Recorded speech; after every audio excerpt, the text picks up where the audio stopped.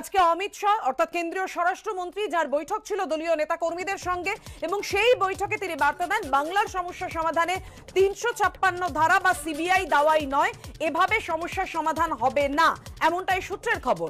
দলের নেতৃত্বের একটি অংশ দাবি করে ৩৫৬ ধারাই একমাত্র দাওয়াই। সূত্রের খবর এমনই। আমাদের সঙ্গে রয়েছেন তিন জায়গা থেকে আমাদের তিন প্রতিনিধি। আমাদের সঙ্গে রয়েছেন আমাদের প্রতিনিধি দীপক ঘোষ। একেবারে নিউ টাউনের এই বৈঠক প্রসঙ্গে আমরা দীপকের কাছ থেকে জানবো।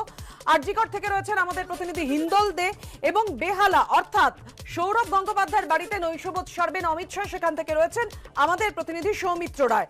আর এই অন্যদিকে ভিক্টোরিয়াতে এই মুহূর্তে অনুষ্ঠান চলছেন, অনুষ্ঠান দেখছেন অমিত শাহ। আমরা প্রথমেই চলে যাব দীপকের কাছে। দীপক ঘোষ আমাদের প্রতিনিধি আমাদের সঙ্গে রয়েছেন। দীপক, বাংলার সমস্যা সমাধানে ৩৫৬ ধারা বা সিবিআই দাওয়াই নয়, এভাবে সমস্যার সমাধান হবে না, ঠিক কি বোঝাতে চেয়েছেন অমিত শাহ? কি বার্তা দিয়েছেন দলীয় নেতৃত্বের কাছে? বিরোধী দল হিসেবে কি ভূমিকা হওয়া উচিত বিজেপির?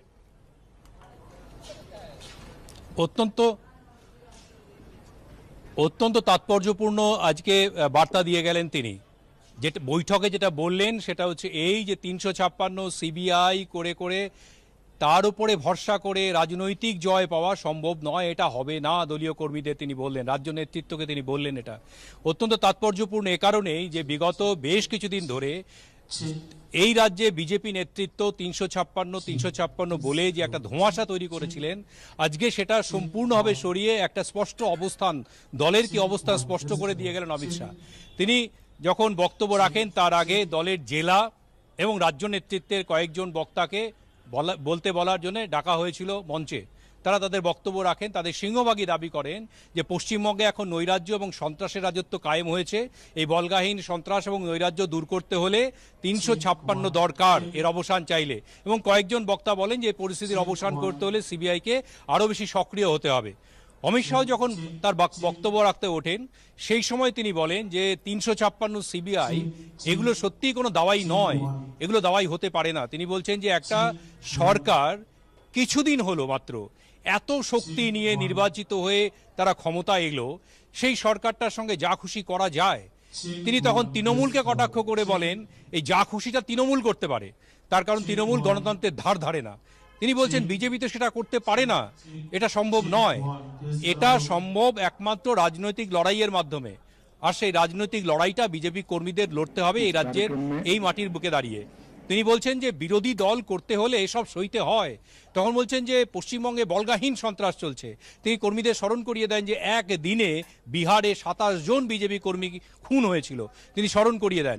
এবং তিনি পাশাপাশি উদাহরণ হিসেবে টেনে আনেন মমতা বন্দ্যোপাধ্যায়কে।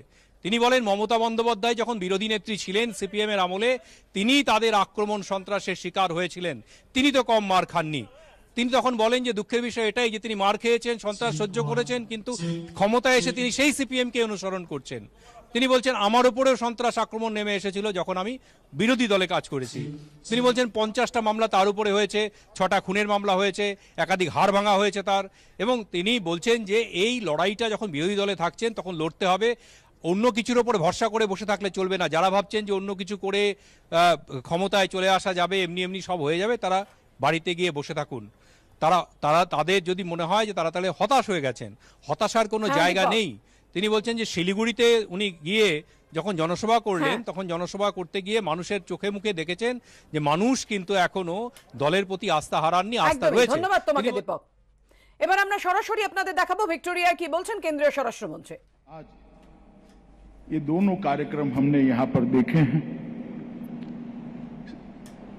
दिसंबर 2021 में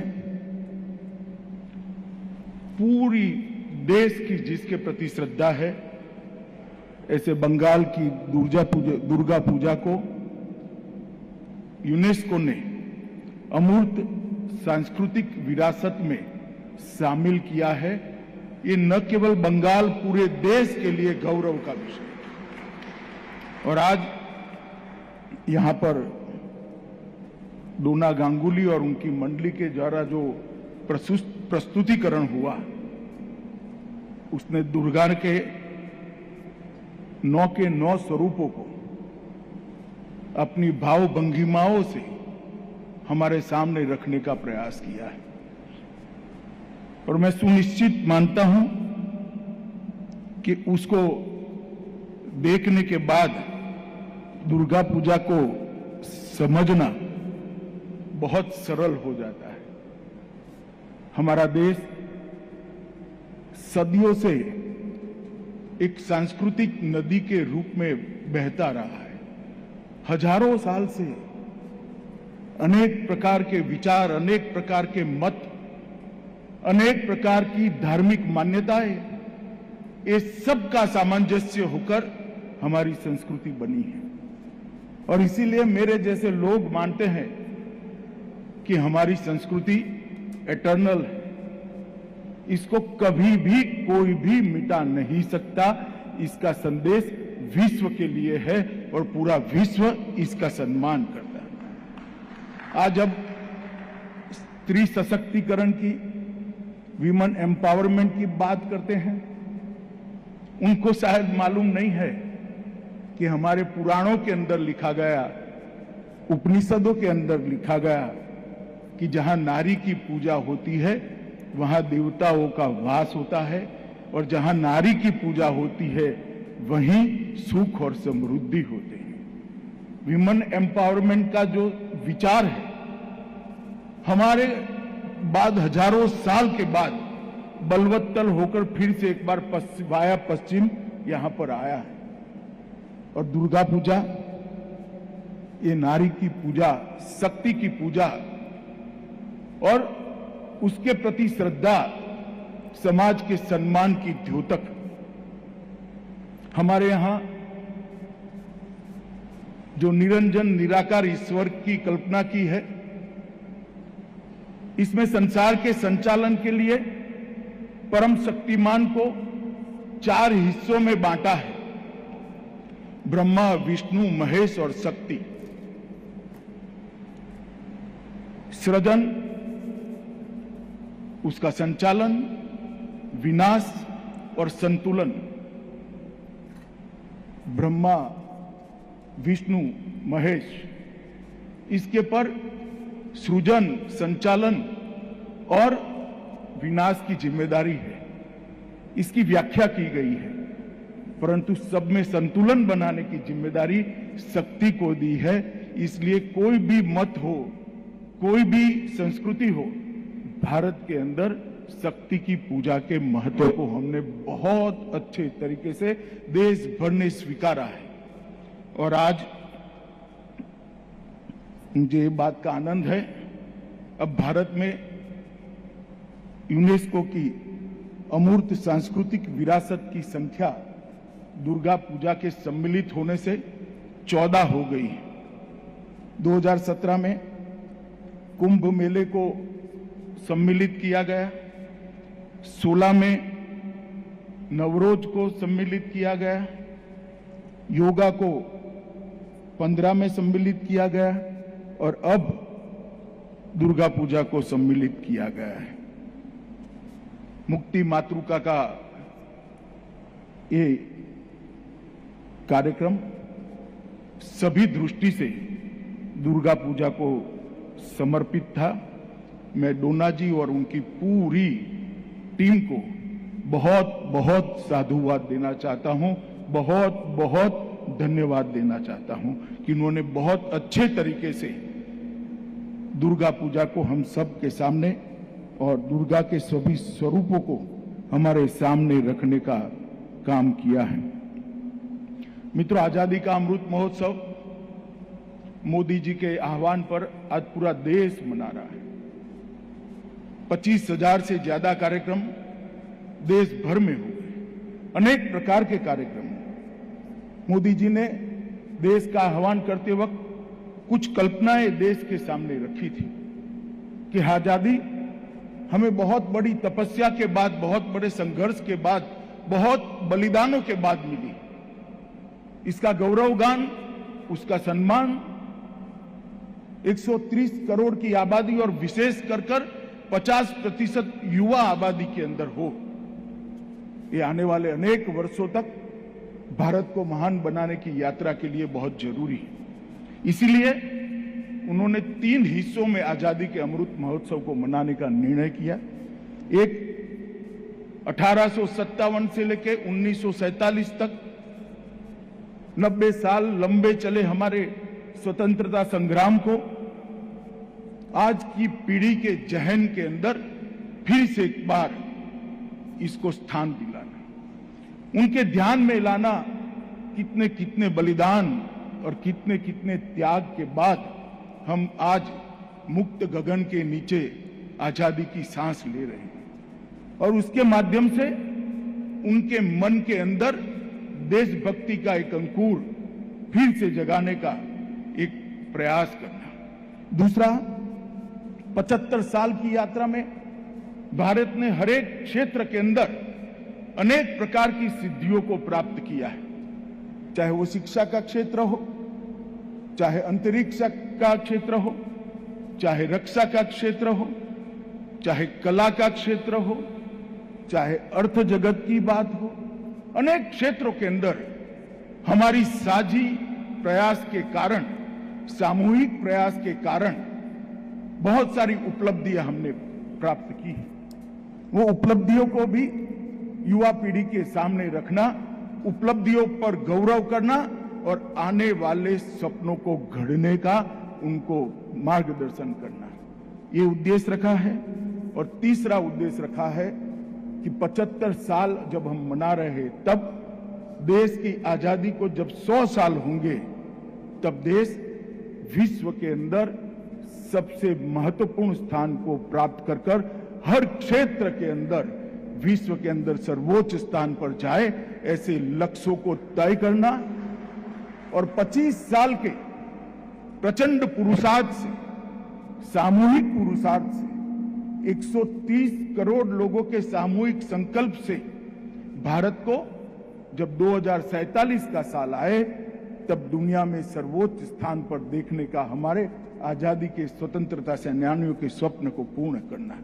ये 3 उद्देश्यों से आजादी का अमृत महोत्सव मना रहे हैं और मोदी जी ने 75 साल से 100 साल की ये यात्रा को आजादी का अमृत काल एक संकल्प लेना और संकल्प की सिद्धि के लिए पुरुषार्थ करना, इसके बारे में व्याख्या की है।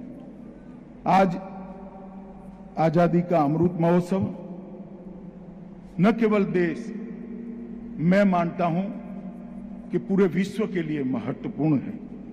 मैं इसको 4 प्रकार से देखता हूं। 75 साल पहले भारत ने पूरी विश्व की स्वतंत्रता के आंदोलन का नेतृत्व किया था और एक नया रास्ता, एक नया मार्ग प्रशस्त करा था कि रक्त की बूंद भी बहाए बगैर आजादी किस प्रकार से ली जा सकती है। इस 75 साल में हमने अनेक विध उपलब्धियों को प्राप्त करा है और हमारी multi party parliamentary democratic system को मजबूत कर कर अनेक कठिनाइयों का सामना करते हुए आज लोकतंत्र की जड़ों को पाताल तक गहरी ले जाने में हम सफल हुए हैं। हमने ये सिद्ध कर दिया है कि हमारी संस्कृति में भले अनेक विविधता है।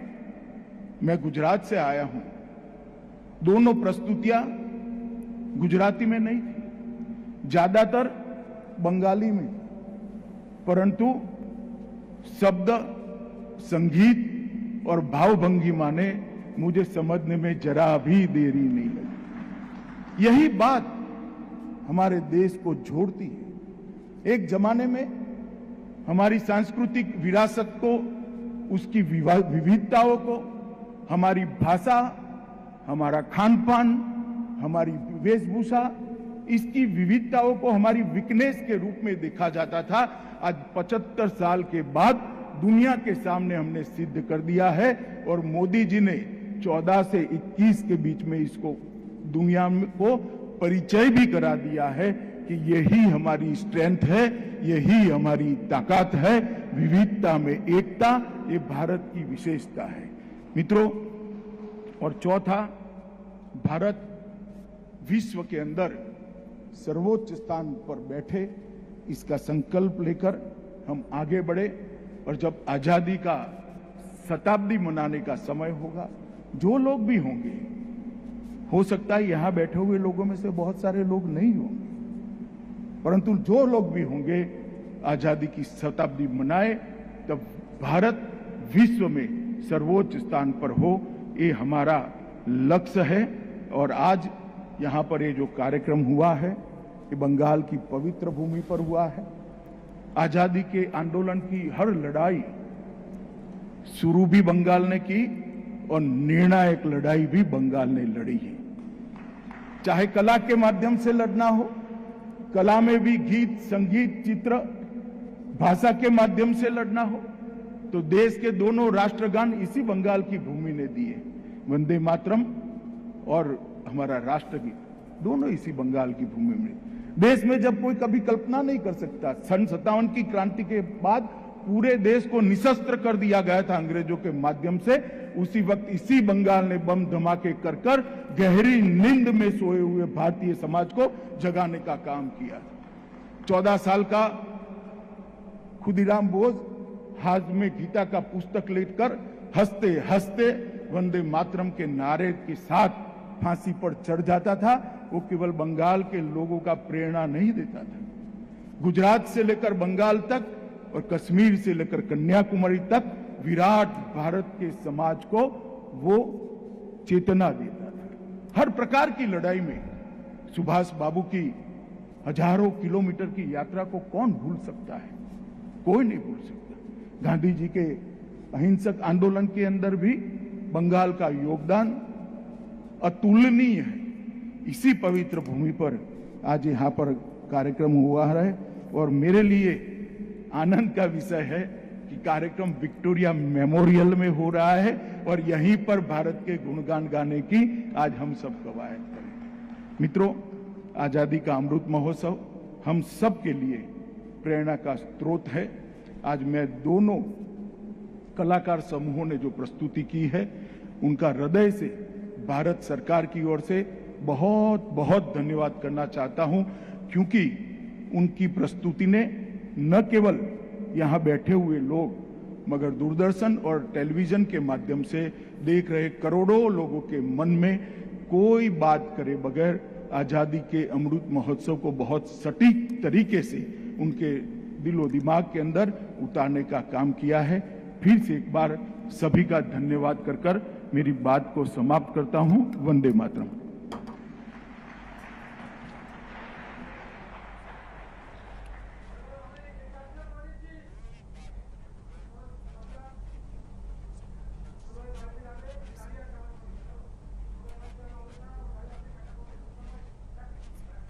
আপনারা শুনলেন এতক্ষণ ভিক্টোরিয়ার অনুষ্ঠান শেষে কি বললেন কেন্দ্রীয় স্বরাষ্ট্রমন্ত্রী অমিত শাহ। এদিকে আপনাদের জানিয়ে রাখি আর কিছুক্ষণ পরেই সৌরভ গঙ্গোপাধ্যায়ের বাড়িতে নৈশভোজ করতে যাবেন অমিত শাহ। সেখান থেকে সরাসরি রয়েছেন আমাদের প্রতিনিধি সৌমিত্র রায়। সৌমিত্র, কিভাবে সৌরভ গঙ্গোপাধ্যায় ও তার পরিবার আপ্যায়ন করবেন কেন্দ্রীয় স্বরাষ্ট্রমন্ত্রীকে?